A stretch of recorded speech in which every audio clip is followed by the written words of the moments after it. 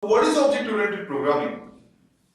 Object-oriented programming, is it some kind of new technology? Is it just another programming language? Or what is it?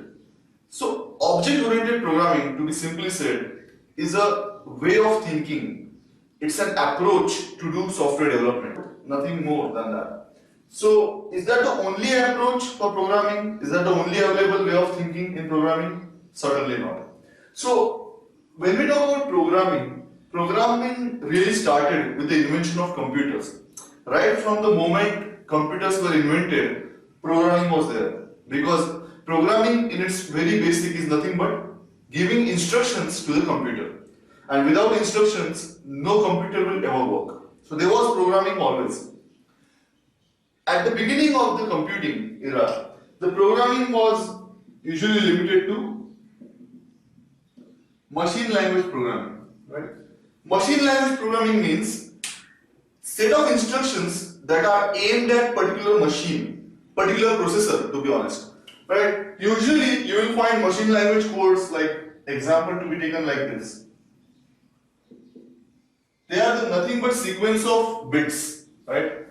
And imagine if you are now developing an Android application and I ask you to write a code in machine language. That means you have to write sequence of bits. Will that really be possible? No. So that's what everyone thought, and people moved on to next way of programming, and that was known as assembly language programming. Assembly language programming was a bit better than machine language programming in a sense that assembly language was more like English. This is nothing like English. It's just a combination of 1 and 0. You can't say what is this. This might be, what? I mean, this might be like I am not gay, or maybe I fucking don't know what it is. So it's hard to make sense of this thing, right? But assembly language, if I were to give you an example, it was something like this. Add A to B, move B to C, jump 9,000. So this sentence basically means that add value of A to B, then copy the value of B to C, jump to instruction number 9,000, something like that. So this is much better than the assembly programming, right? Still, this was not sufficient. Again, I ask you the same question. Create an Android app for maybe, let's say, managing the billing system in a Walmart. Can you write the code using this kind of programming instructions? You can't, right? So again, they came up with new thing, that is structured programming. One instance of this is procedural programming, and the most popular example of this would be C. All those languages around 1970s, late 1970s or late 60s were structured in nature. What do you understand by structured in nature? They had these programming constructs that you and I use, if else, loops, functions. So they were more structured. This is not structured. If you want to implement looping in assembly language, it's like jump there, then go back, something like that. Whereas in procedural language, you have proper structured programming constructs like, decision making constructs, looping constructs, functions, right? So this made programming much better in any regard. And this was the most popular programming till, you could say, mid-90s. So what went wrong? What's the problem with structure? Now I think my C programs are fantastically readable. They can achieve most of the things, and people have told me that C is used in operating system implementation. So what's wrong with this? So the thing is, approach in C was to divide the big logic into set of functions, right? So overall the emphasis was on functionality, not on data, right? That's one thing. Second thing is, I agree that in C, by creating lots of functions, program becomes more manageable. But that has a certain limit. If your program goes beyond, let's say, certain limit, for example, 30,000 lines of code is crossed, then even if you break down that, let's say, 30,000 lines of code into 5 functions, let's say 1, 2, 3, 4, let's say 4 functions, then each of these functions will also be about 8,000 lines of code, right? And then again, even these functions are unmanageable. You can't hope to possibly debug 8,000 lines of code all at once. Further, more complicated thing is, as I said earlier, the emphasis in structured programming, or you could say procedural approach, was on functions, not on data. And if you ask any IT client of your company, what's the one thing about which customer really cares? It's not your functionality, it's about data. Big corporations and big companies, they all pay just to secure the data or to extract some meaningful information from the data. You can't make data public, or you can't possibly let data play loose. So when you divide the C program into 5 functions, first approach to share data amongst functions is to make a data global. When you make some data global, all the functions can use it, right? The problem is, now there's some data which is common to these 3 functions, right? You can declare it as global, or you could pass that data as an argument to 3 functions. When you pass the same data as an argument to 3 functions, it's wastage of memory, right? You are passing the same data to 3 functions. So in order to avoid that, we can declare it as global. The problem with global is that now there's one more function which has no business with this data, but still it has a free right to access that data, because global can be accessed by any and every function. So this function might accidentally access this because of the same name or naming conflict or something like that, and might actually change the value, and this changed value will be affecting the functionality of other 3 functions. So data is not safe because nobody thought about data that much. They were all about function. Getting it? So emphasis was on functionality, not on data. People thought we need something else, we need something new. And then there's this third reason, which is, I think, is the most important reason of all, is that there was a gap between developers and clients. When I say clients, it's someone who gives you the project to your company, and then you are the developer who develops that project for that particular client. So let's take this example. We have this sports complex in the neighborhood. They have this fantastic tennis courts over there, which I use a lot. One problem that I found was the tennis courts had to be booked manually by going to their office, and that office was open only till 6 p.m. in the evening. Sometimes, because of my job timings, I had to play late at night, let's say from 10 to 11. So in that case, I would have to make 2 trips to the office. First to book the tickets, book the course, and then again at the night to actually play. So I went to the complex and I met the owner, and I said to him, why don't you develop an online booking system for your tennis courts? That will be really handy. We don't have to make any trip to your office. Anyone could book the course from anywhere in the world. My brother could book it for me, right? So then he said he was interested a bit. So we started talking about how to develop that. So I was a technical person who was talking about frameworks, and we shall use this language, we shall use that language, maybe we could use this function, something like that. And that guy is totally non-technical. He doesn't understand bit of computers, nothing at all, right? More or less. So he was talking like, we have 1200 active users, we have 15 security men, we have 4 tennis courts, we have 5 lights, we provide tennis balls at this rate, we have code booking timings, we have this, we have that, we do this, we do that. Are you getting it? What I'm trying to say here?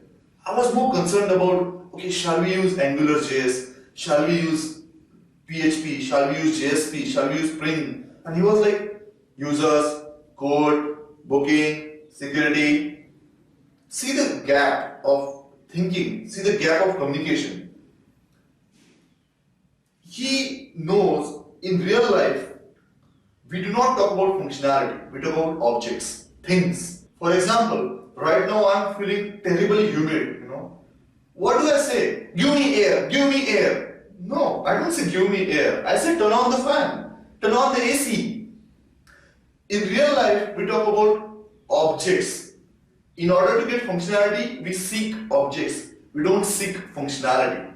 So that's what that customer is talking about. He's talking about his things. And I'm a developer. So if I'm only thinking about how do I write a function for this thing, how do I write the local variables, how do I write the global variables, that's not going to work. Our thinking should match. Otherwise, I might end up developing something which is of absolutely no relevance to him. So in that case, what was required was, if he says code, I should be able to write something in my code which is called as code, which represents this code. If he says user, I should be able to write something in my code which represents this user. If he says booking, I should be able to write something in my code which represents this booking. So I should be able to represent the real life objects in my code. I should not only think about functions, local variables, global variables. No. If he says user, I should have user in my code. If he says code, I should have code in my code. And this is called as objects. I'm creating objects in my code. And this way of programming, of trying to simulate the real life things into your code, is called as object oriented programming. Right? So now we have understood why this is required. Let's talk about the basics of object oriented programming. So now let's talk about the important aspects of object oriented programming. You could say the major pillars of object oriented programming. The first and foremost is object. So what is object? Object is a piece of code which represents a real life thing or real life entity. For example, as I was talking to that tennis complex owner, he repeatedly talked about something called as code, tennis code, right? So if code is a real life thing, every real life thing has two things. One, it has got attributes that we in English call it as characteristics, and second, it has got functionality, which in English can be translated to behavior. So code will have attributes like color, type of surface, maybe dimensions, right? Whereas code will have functionality. Regards to code, what kind of functionality does that shopping tennis complex provides? Let's say do code booking, code cleaning. Now, so in our programming, we map attributes to nothing but variables, or let's say data members. And we map the functionality to functions. So when we write an object in our code representing a real life thing, we write about its variables, what are the data members, which corresponds to attributes, and then we write some functions which correspond to its behavior, right? The next thing is class. So how we can define class? Class. I read somewhere in some book, class is a collection of objects, which is so not true. What class really is, it is a specification of the object. Suppose you have been asked to create a student management system for a particular college, right? Now, obviously, the most important object in that system will be student itself. Now, you have identified some things about student, his attributes and his behavior, right? For example, you are planning to store attributes roll number, name, and marks, whereas you are planning to store the behavior, that is curricular performance and extracurricular performance. So where do you specify this, what you have decided, attributes and behavior, you specify that in class. So you create a class of user. So how do you do that? You write something like this, class student, and then you specify student will have three attributes, roll number, name, and marks, and it will have two functionality, curricular performance and extracurricular performance. So you specify it here. in the class of student that it will have these attributes and it will have this functionality, right? Now, if somebody increases the marks of student, he increases his marks through hard work or something or copying, his extracurricular curricular performance will change. In another semester, students' marks go down because of his breakup, then his curricular performance goes down. So you see, change in attribute results in change in behavior. If suddenly, for example, if suddenly I put up a lot of weight in, let's say, next 6 months, my behavior will also change a bit, right? So these attributes and behavior are kind of related inside a class. So this is my class. It's a specification of the object. How my student object will look like, what it will have is specified in the class, right? And then object is an instance of type class. That means, you remember this integer x equal to 5? Do you know this? Yeah. What is this? Integer x equal to 5? It's a variable which will equal to 5. Here x is a variable of type int, right? So same way we can say that if you want to create object of student, you will say student s, right? So here we say s is a variable of type student, student is a class and s is a object. So you could say that object is an instance of type class. So class is used to create the specification of object. It's a template or a plan to create object. Once you create a class, write a class, you can create n number of objects of that class. They will all have same type, that is student. Next thing is abstraction. Abstraction really has two viewpoints. So let's talk about first viewpoint, then I'll talk about another viewpoint. So while you're in the process of creation of class, you identified that there is a student object which you need to create because you are creating a student management system. So you need to create student object. In order to create student object, you have to specify the class, what that object will have. Now I start writing this class student, right? When I write class, I know I need to write two things. First is attributes, the variables, data members, and second thing is behavior, that means functions. But when I talk about student, there are so many attributes possible. Can you give me some examples of student's attribute? Roll number, name, age, marks, address. Then we can have hair color, we can have shoe size, we can have size of student, physical size, weight, weight, height. Then we can have color of face. We can have many attributes. We have to select. Number of boyfriends, eating habits. We can have so many attributes possible for a student in real life. But then we are creating what? Student management system for a particular college. So do we really need to store the hair color of the student? No. Do we really need to store the ex-boyfriend's phone number for a student? No.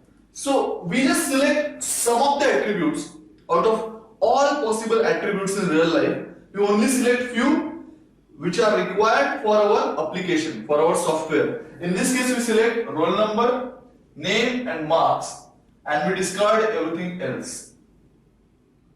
So this is called as abstraction. This is one viewpoint of abstraction. Taking the necessary details and ignoring the rest. Second is, similar things happen when we try to map the behavior. We can map so many behavior. Psychotic behavior, sports behavior, sportsmanship, discipline, punctuality, communication skills, curricular performance, extracurricular performance. If you make a list, that will be like 1,000 behavior of one student. We don't want to write functions for all those in our system, right? So we'll only limit to the things which are relevant to our software. In this case, relevance is curricular performance and extracurricular performance, which includes everything, right?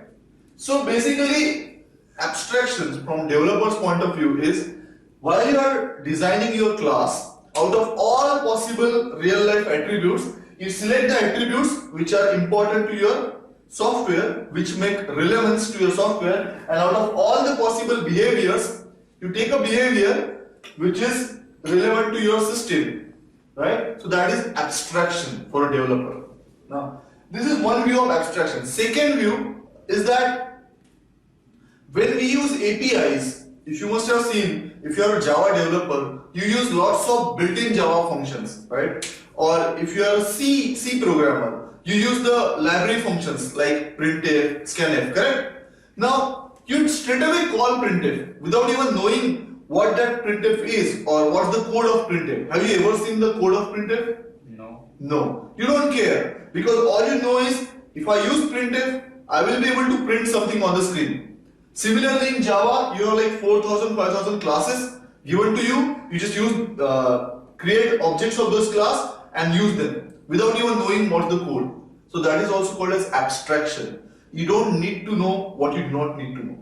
So this is one abstraction when we are designing classes, and that is other abstraction when you are using the ready-made code or ready-made functions from third party. So you don't bother what the implementation of that code is, but you just use it. That is also abstraction. So these are the two viewpoints of abstraction. Now let's talk about encapsulation. This word encapsulation, does it sound familiar? When I say encapsulation, what do you understand? Capsule. Capsule, great. So if I draw a capsule, okay, my capsule is still here. That's pretty much okay. Usually the capsule looks like something like this. Am I correct? Yeah. Right. So when we have medicine, if there are tablets available, why do we need capsule? I think both are taken orally. So why capsules? Sometimes the medicine material, the chemical compound in the medicine is prone to chemical reaction with the atmospheric ingredients such as moisture or sometimes sunlight or sometimes even oxygen, right? In order to prevent that chemical reaction from happening, because if that chemical reaction happens, that medicinal subject might turn into something else which might be hazardous to our life. So in order to stop that, so that content is put inside this plastic or whatever the material is, right? And it is enclosed within that capsule, and then it is taken. Now, so that's the very basic principle behind encapsulation, is protection. Can you tell me, in object-oriented programming, by doing encapsulation, what are we exactly trying to protect? Access of data. Data, awesome. Data is the most important thing in your software application. If there is no data, there is nothing. For example, there is a mobile operator company. Information about their customers in their database. So it will include all kinds of people, businessmen, high-class businessmen, CEOs, actors, players, right? So they should have a software for management of that customer, right? Everything. So what's the one thing that they cannot afford to do is let somebody hack into their servers and get access of the data. What will happen if you get a phone number of Katrina Kaif or you get a phone number of Leonardo DiCaprio? It will publish on Facebook. Yeah, something will happen, right? So they don't want that to happen. So data needs to be protected. Data is the most essential commodity in your software. So for that we use encapsulation. How?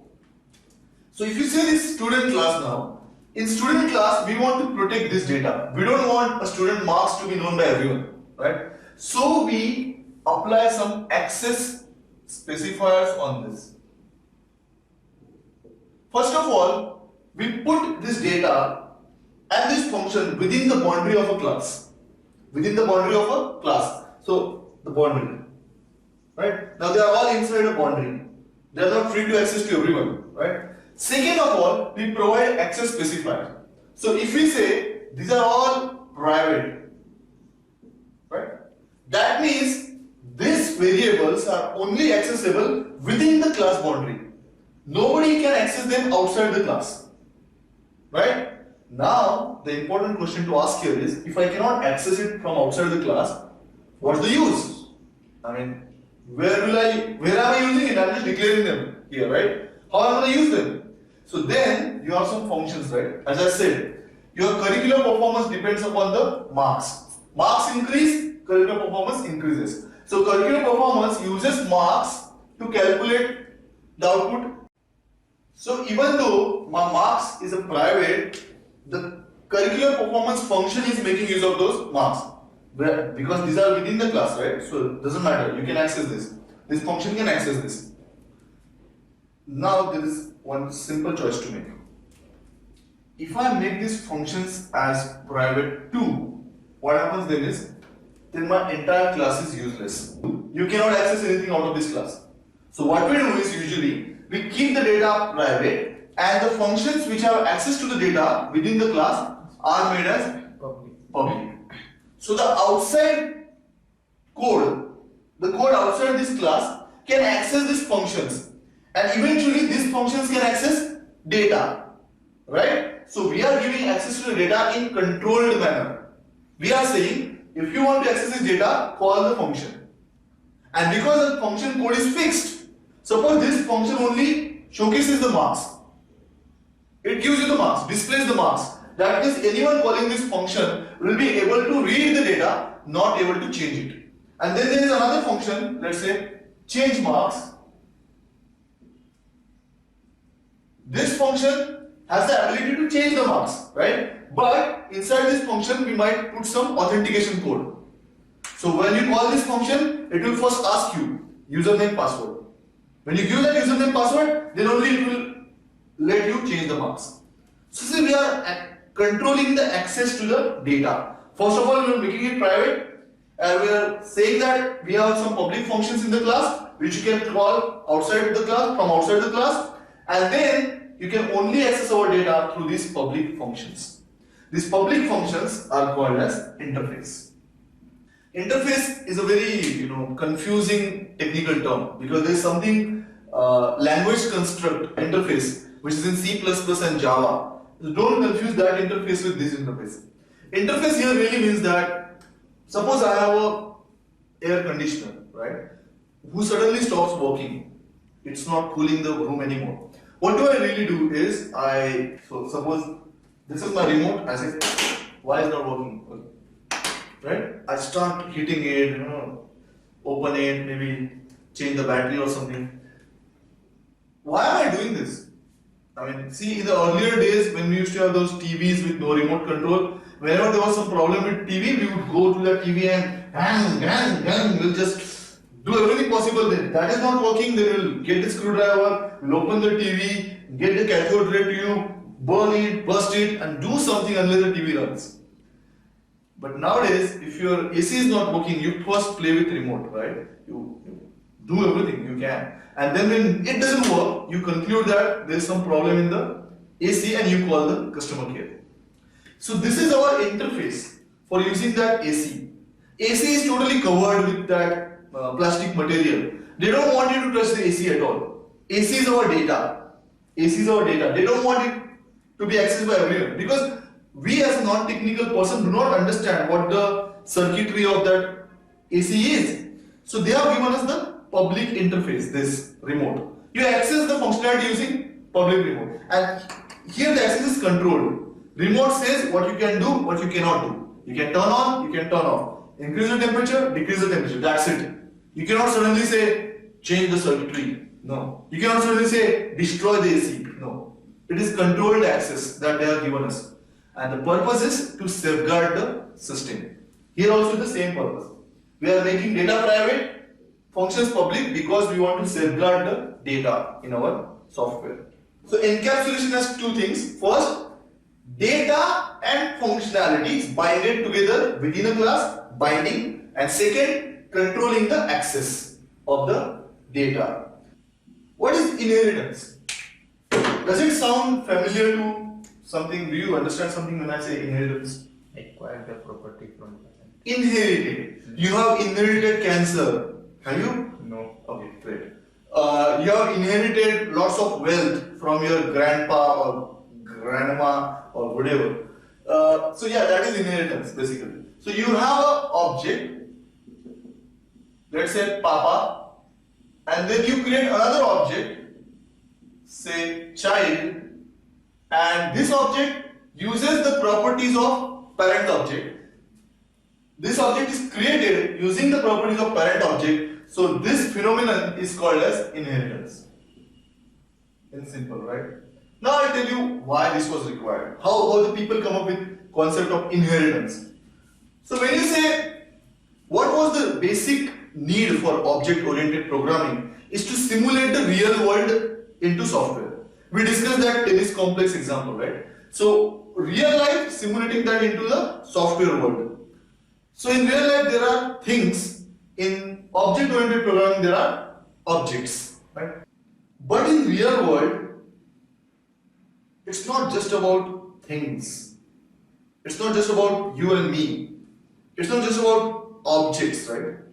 Real world has one more important thing, which needs to be simulated. What is that? Relationship. Relationship, exactly. That's what I'm saying. In real world, objects work, things work in relationship.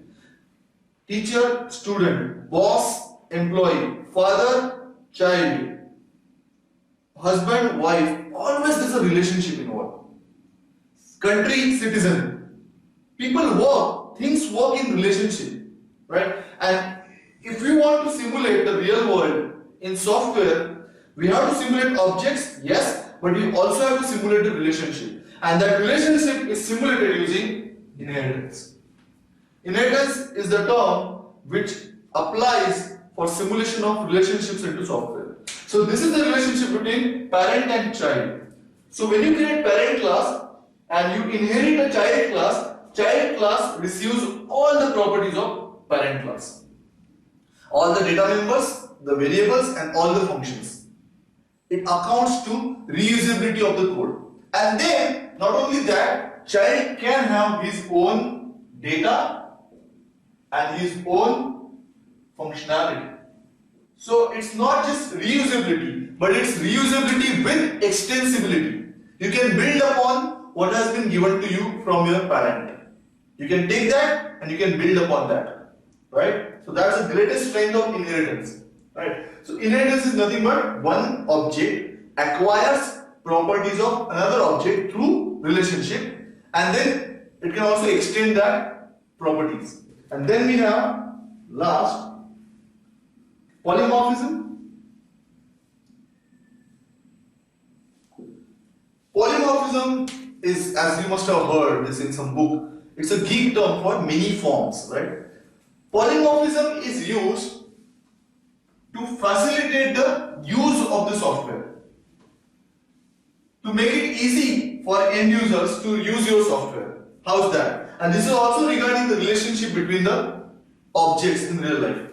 Polymorphism really means that one same function, when applied on different objects, gives you different result.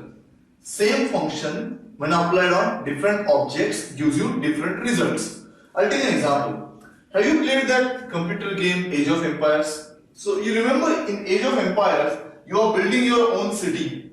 You are building your own city, your streets, your buildings, your citizens, your army, right? So basically, there's one player is playing in this area, while the computer is creating his own world in this area, and then another player here, another player here, right? You create your army, put them at various places, barracks, and archery field and everything, right? Now, after some time, suddenly there is an attack from other players on your city. You remember the sound? Ting! It's so annoying, right? So you can see there is an army at your door from other players. Sometimes they combine, form alliance and attack you, right? When they attack you and your army or your different units are scattered all over the city. So now, what you do is you use your mouse, select all your army at once, and then there are some menu buttons in here, right, on the screen, and there is one button called as attack, right, and you click this attack.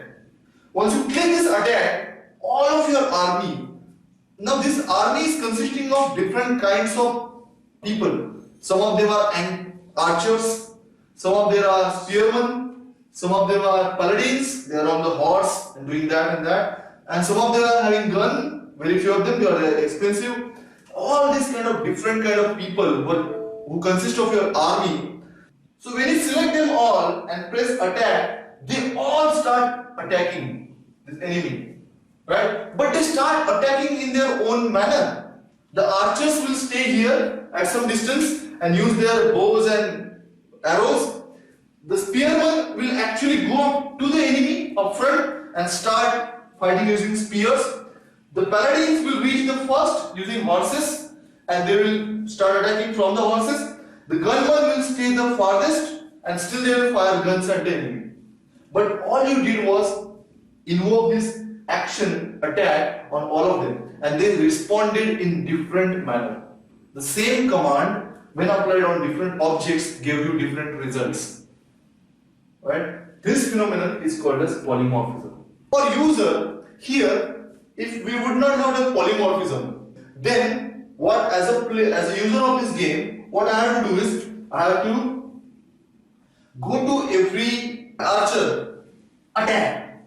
Go to my gunman, attack.